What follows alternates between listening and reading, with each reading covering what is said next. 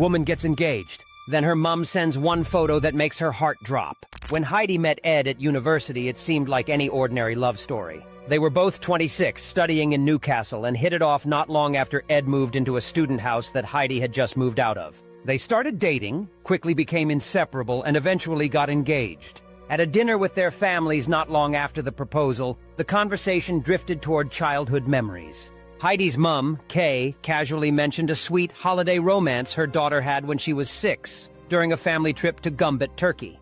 She remembered the little boy's name too, Ed. Everyone laughed at the coincidence.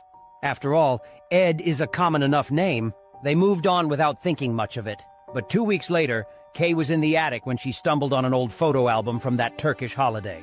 As she flipped through the pages, something made her stop cold. There, in faded snapshots from nearly 2 decades ago, was Heidi, standing with a little boy who looked eerily familiar. Kay's heart raced as she stared at the face. It wasn't just any boy, it was Ed, her daughter's fiancé.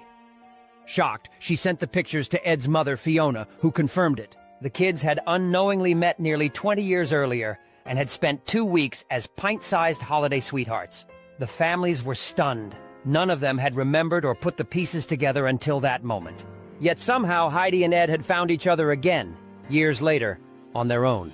In time, they married at Haddon Hall, a romantic 12th century estate, and later honeymooned in the Maldives, where they recreated one of those childhood beach photos. Heidi wore a black swimsuit, Ed wore checkered shorts, and for a moment, it was like nothing had changed.